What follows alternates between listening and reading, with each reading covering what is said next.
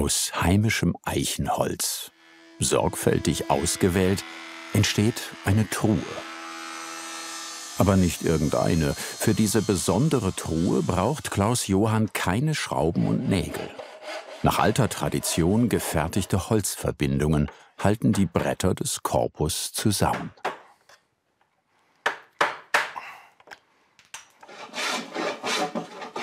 Auch den Deckel der Truhe bearbeitet der Eifler Tischler von Hand.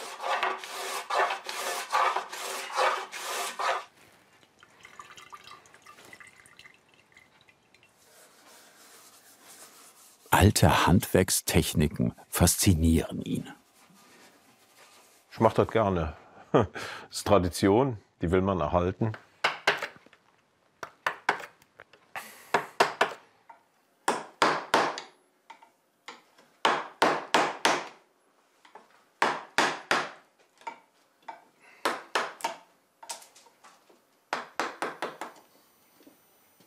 In seiner Werkstatt in Kennfuß sucht Tischlermeister Klaus Johann die passenden Bretter aus. Die Truhe will er aus Eichenholz bauen. Das muss bestimmten Anforderungen genügen. Ja, es soll geradlinig gewachsen sein, ohne Knoten, ohne Maserung, ganz schlicht. Das lässt sich gut zinken. Wir wollen ja mit der Handsäge Zinken schneiden. Und dann darf es nicht ausplatzen oder durch einen Knoten ausbrechen. Aus den massiven Vollholzbrettern wird er robustes Leimholz herstellen. Erster Arbeitsschritt: der Grobzuschnitt. Alle Bretter für die Truhe auf Länge bringen. Ich werde jetzt das Holz ablängen. Wir schneiden den Splint ab, den darf man beim Eichen nicht verarbeiten. Da geht gern Wurm rein, das fault ab. Aber der Kernholz von dem Eichen ist ein sehr solides, hartes Holz. Das Holz ist aus dem eigenen Wald. Das ist luftgetrocknet. Ja, und ist einfach das schönste Holz aus der Eifel. Einheimische Hölzer sind klasse.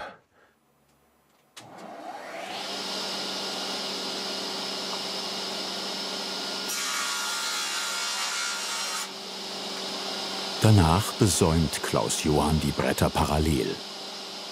Der Längsschnitt entlang der Baumkante erfolgt auf beiden Seiten. Die Längskanten verlaufen nun parallel zueinander.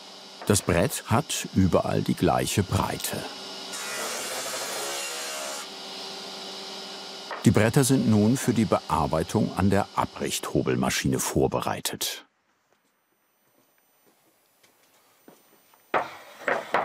So, wir werden jetzt abrichten, Leimfugen erstellen. Also wir machen zuerst eine Planfläche an dem Brett. Hier ist der Aufgabetisch, da legt man ein Stück Holz drauf und man schiebt es über die Messerwelle. Dann hat man eine plane Fläche. Dann gehe ich hin, drücke die plane Fläche an den Winkelanschlag und kann meine Winkelkante, meine Leimkante fügen.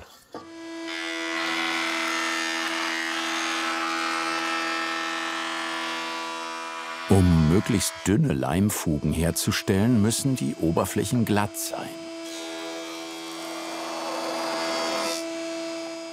Die Bretter sind fertig zum Verleimen.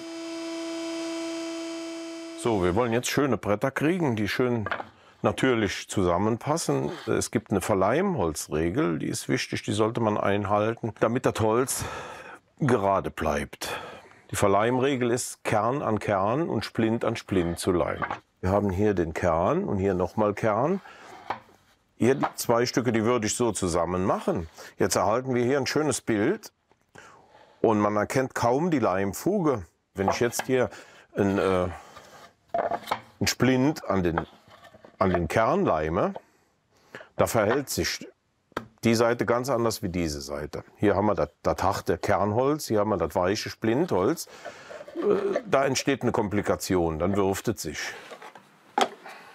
Der Tischler trägt Weißleim auf, möglichst zügig, denn der Leim trocknet schnell.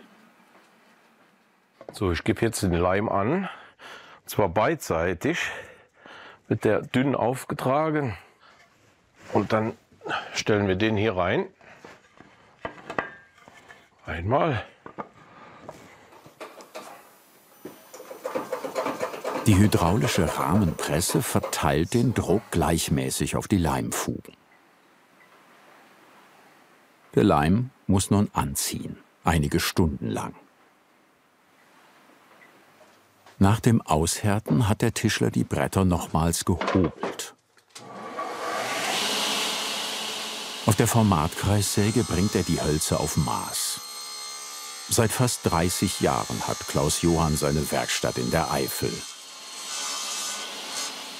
60 mal 40 mal 40 Zentimeter, das sind die Außenmaße der Truhe.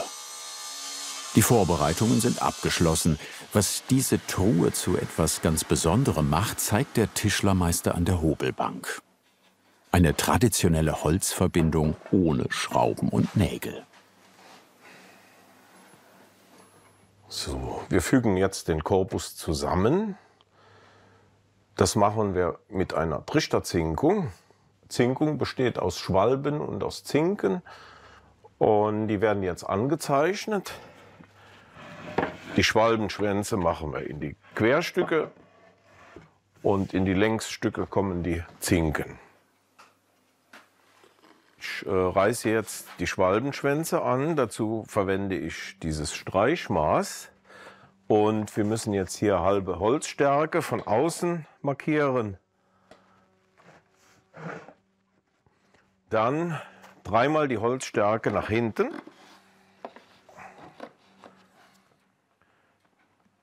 Das sind die ersten Markierungen, die brauche ich für die Einteilung hinzubekommen. Dann brauche ich meinen Taschenrechner. Wir wollen 6 Schwalbenschwänze bekommen. Und dann steht hier, Brettbreite geteilt durch 19 ergibt 6 Schwalbenschwänze.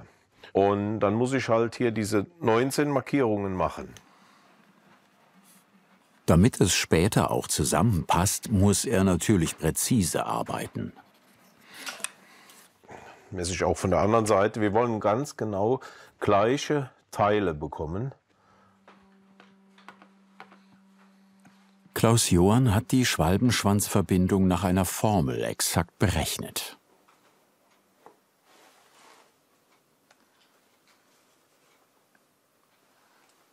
Diese Trichterzinkung, die gibt es ja seit dem Mittelalter, seit dem 12. Jahrhundert. Dann hatte man keine Nägel, kein Leim. Man musste die Teile so zusammenfügen, damit sie ineinander halten, ohne Nägel.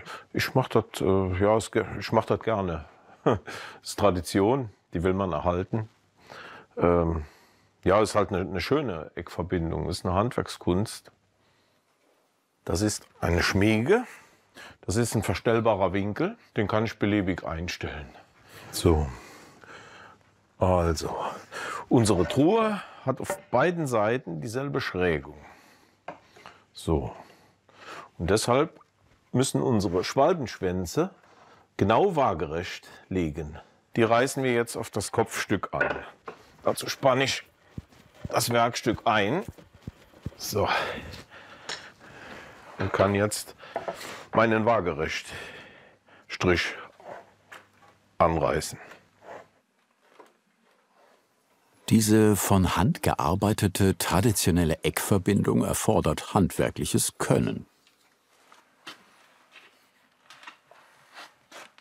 Ich säge meine Zinken grundsätzlich mit der Schreinersäge. Traditionell, die meisten Schreiner verwenden dafür eine Japansäge. Aber ja, ich habe es so gelernt.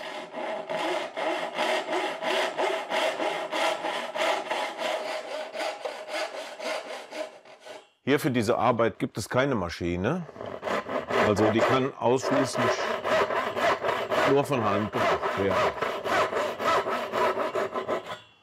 Wir haben jetzt eine Bleistiftstärke, wir haben auch eine Sägeblattstärke. Und wenn ich dann gesägt habe, wie hier, dann will ich noch den halben Bleistiftstrich sehen. So kann ich präzise diese Form erreichen von den Schwalbenschwänzen. Die Säge muss also präzise angesetzt werden. Nur dann gelingt der Schnitt.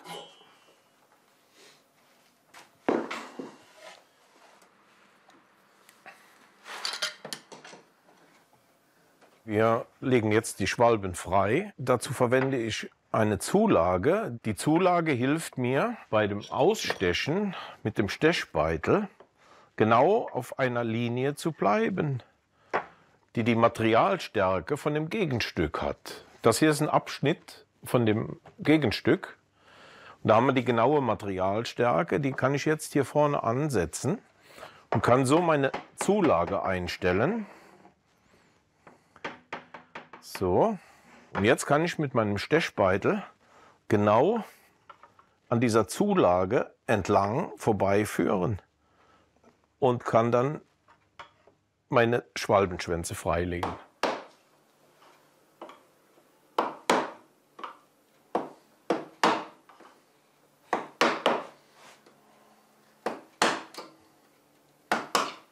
Und so muss man jetzt quasi millimeterweise tiefer gehen. Dabei geht er die Reihe entlang, von einer Schwalbe zur nächsten. Das ist effizienter, als jede einzelne komplett zu bearbeiten. Wenn ich jetzt bei einem bleibe, dann muss ich dauernd die Schläge wechseln. Wenn ich jetzt aber hingehen kann einen Schlag komplett durchmachen, dann habe ich diese Wechslerei weg. Ne? Und so komme ich auf eine ganz andere Zeit, auf eine andere Fertigungszeit.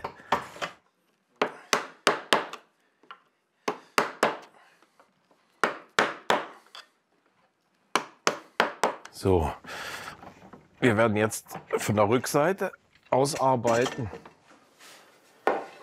Den Vorgang könnte ich jetzt nicht nur von einer Seite machen. Das wäre zu ungenau und es würde ausbrechen auf der Rückseite.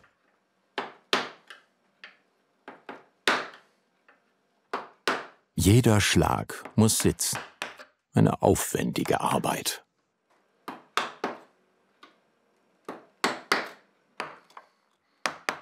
So.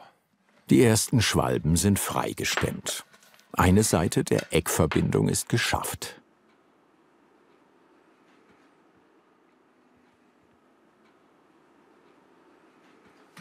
Klaus Johann nimmt sich das Gegenstück vor.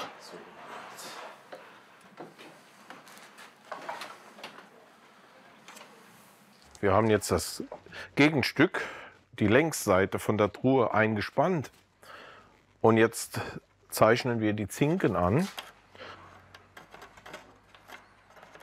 Die Bleistiftstriche sind nicht so präzise, deshalb gehe ich jetzt hier in dem Fall mit der Reißnadel nach. Da kriegen wir einen richtigen tiefen Riss, den man dann gut sieht. So, angerissen ist jetzt. Jetzt müssen wir die Parallelstriche machen. Die zeichne ich jetzt wieder mit der Schmiege an.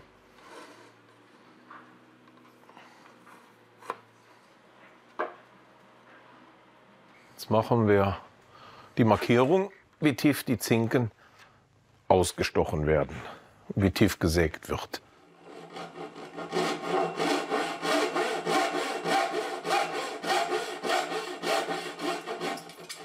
Der Tischlermeister bearbeitet die Zinken des Gegenstücks auf dieselbe Art und Weise wie zuvor die Schwalbenschwänze. Die Zulage hilft ihm, an der richtigen Position im korrekten Winkel einzustechen.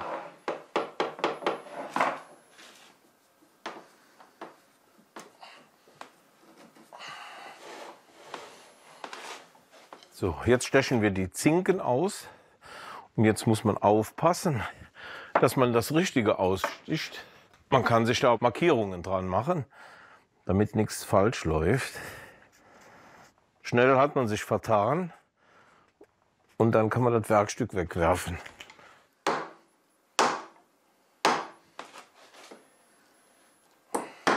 Mit Holz aus dem eigenen Wald zu arbeiten, ist für Klaus Johann eine Freude.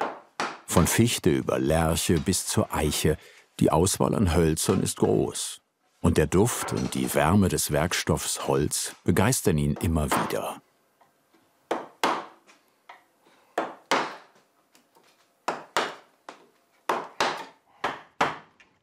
Gleich sind wir durch. So, ui, ui, ui.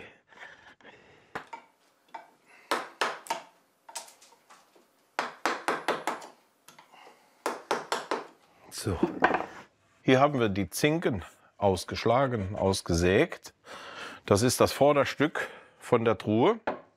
Und hier passen jetzt unsere Schwalbenschwänze rein. Hoffen wir, dass sie passen.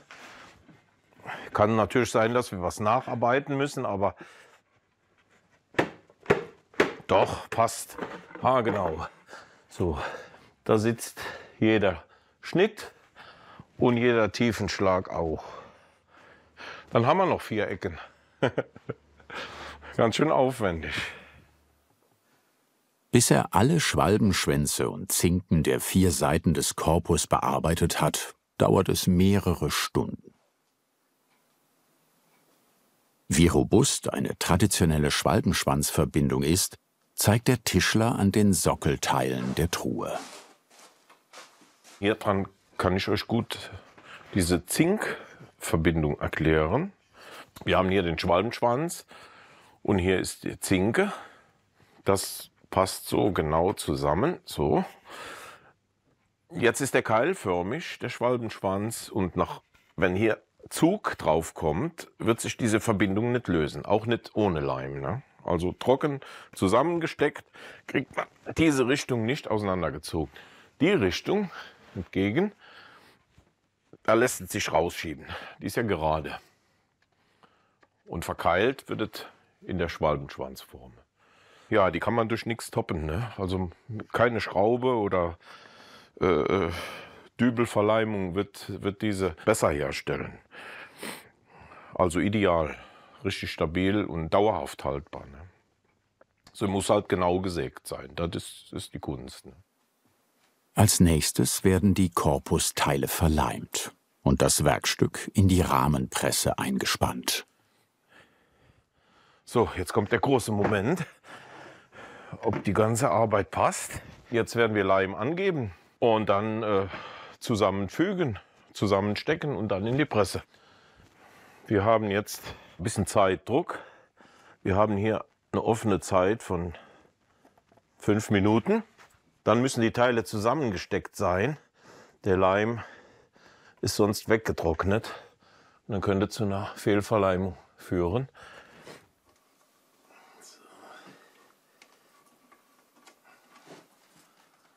Jetzt wird sich zeigen, ob der Tischlermeister präzise gearbeitet hat.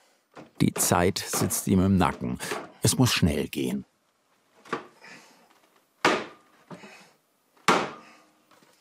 Hoffentlich passt das.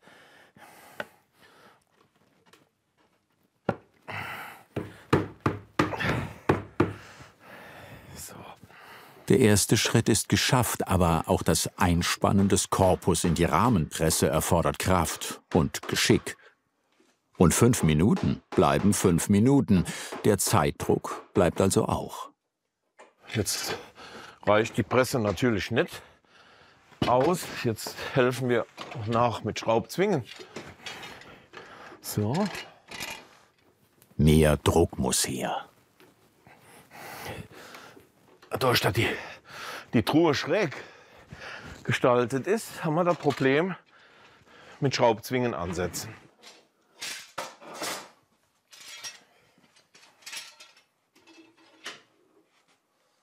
Muss überall Druck hinbekommen, auch vorne am Kasten. Sonst kriege ich die nicht zusammen.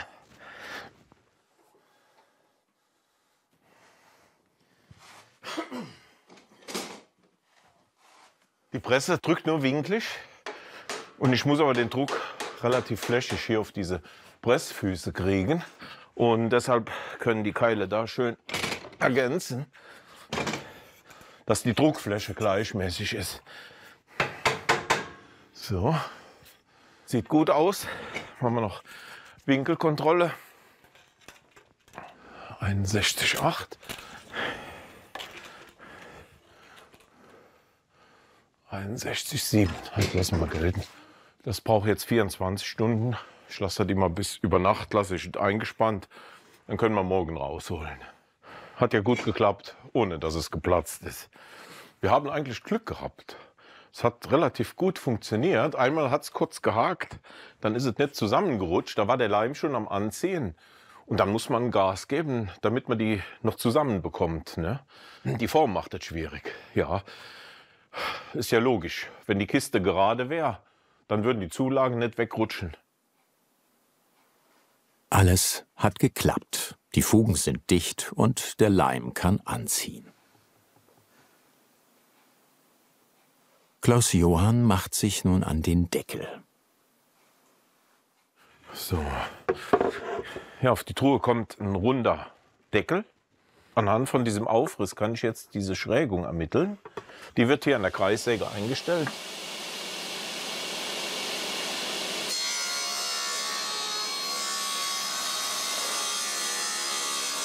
Den Deckel stellt er in Küfertechnik her. 8 angeschrägte Bretter braucht er dafür. Die Bretter werden an den Seiten so in Form gebracht, dass sie beim Zusammenfügen eine Rundung ergeben. Jetzt können wir gerade veranschaulichen, wie der Deckel seine Form bekommt. Mit dieser Küfertechnik. Diese angeschrägten Teile wirken dann zusammen und ergeben dann dieses Segment. So, jetzt verleimen wir die ganze Geschichte. Guck gerade noch, ob wir wieder richtig Kern an Kern und Splint an Splint haben. So, jetzt haben wir der Reihe nach. Jetzt tun wir beidseitig Leim auftragen.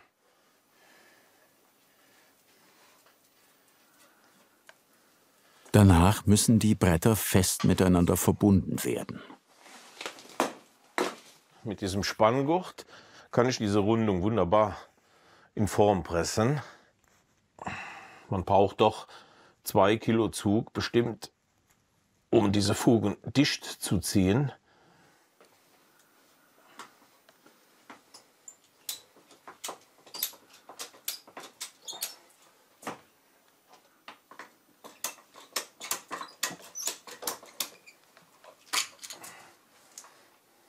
Zug braucht er jetzt nur noch auf der runden Seite.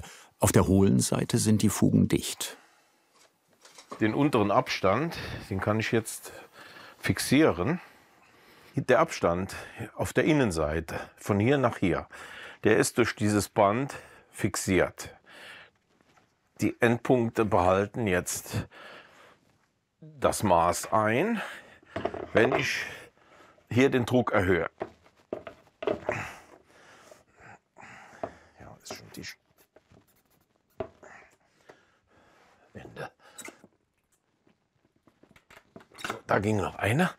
So, jetzt kann ich das natürlich noch kontrollieren. Hier haben wir 26,3. 26,3 ist perfekt.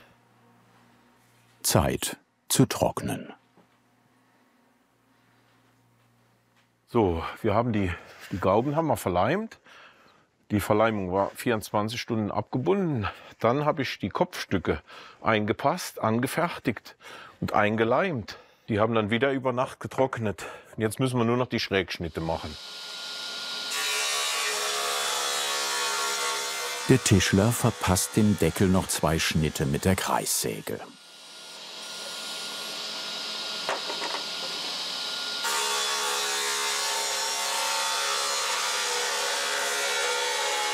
Der Deckel hat nun seine Form. Für die nächsten Arbeitsschritte kehrt Klaus Johann an seine Hobelbank zurück. Was folgt, ist wieder pure Handarbeit. Ich werde jetzt den Truhendeckel schön abrunden. Die Kanten, die von der Verleimung noch überstehen, die werden jetzt schön beigehobelt. Und dann kriegt die Sache einen ganz runden Verputz. Man sagt beim Holz verputzen, übers Schleifen. Wir verwenden dafür einen Reformputzhobel. Der macht ganz feine Späne und somit kriegen wir eine ganz saubere Hobelfläche. Dabei versuche ich immer gleichmäßig 2 Striche zu machen. Wichtig ist, dass der Hobel sehr scharf ist.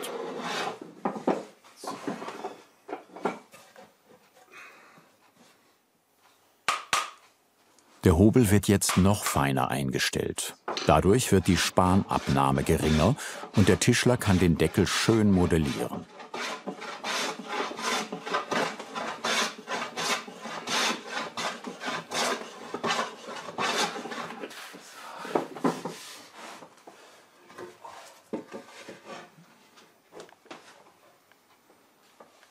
versuchen wir die Innenseite auch schön rund zu bekommen, parallel zur Außenseite. Das machen wir mit der Ziehklinge. Durch, dass die einzeln verleimt waren, da haben wir schon eine gut vorgegebene Form. Und ich brauche eigentlich nur noch zu verbinden.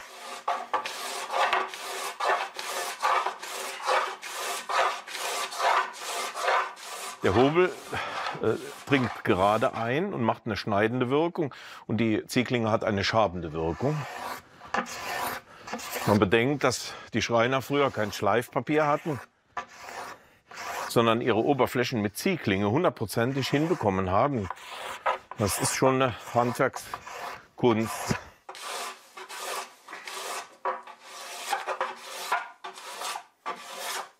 Die Ziehklinge muss ein bisschen in Bewegung bleiben, sonst macht man Schlägereien. Also ich drehe die einmal von der Seite, einmal von der und kriege somit auch ganz glatte Fläche hin.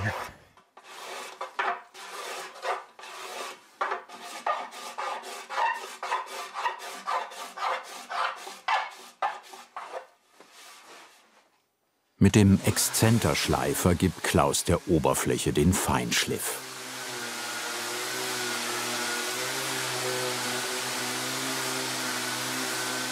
Das dauert seine Zeit. Für die komplette Truhe braucht er etwa 3 Stunden.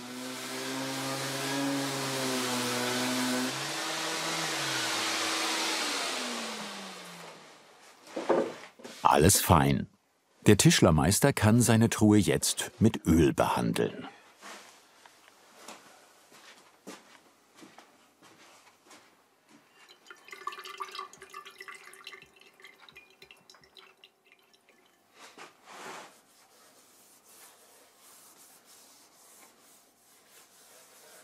Das ist einfacher Leinölfirnis. Theoretisch könnte man den noch im Salat essen. Ist also ganz biologisch und für das Holz einfach wunderbar. Wie schön jetzt die Zinken hier rauskommen. Das Turnholz saugt mehr auf, und deshalb feuert das Öl mehr an. Der Leinölfirnis schützt die Oberfläche vor Wasser und Schmutz.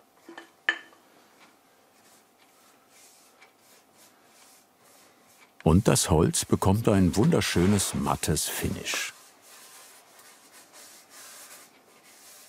Das erste Öl wird komplett eingesogen. Das wird sich komplett in die Poren reinlegen. Dann macht man einen Zwischenschliff mit 400er Körnung und dann nochmal ganz dünn, wahrscheinlich nur mit einem Tropfen auf einem Lappen, einfach nur nochmal abreiben. Und dann hat man eine schöne Oberfläche. 60 Arbeitsstunden hat der Tischler in sein Werkstück gesteckt. Mit handwerklichem Können, Präzision und Leidenschaft für den Werkstoff Holz ist eine besondere Truhe entstanden. Robust und langlebig, aus heimischem Eichenholz.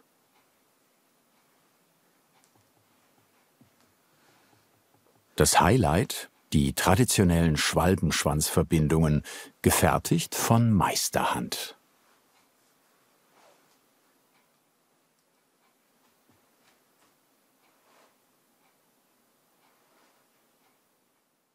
Was hat dich am meisten an dieser Handwerkskunst begeistert? Schreib es uns in die Kommentare und wir freuen uns natürlich über dein Kanalabo.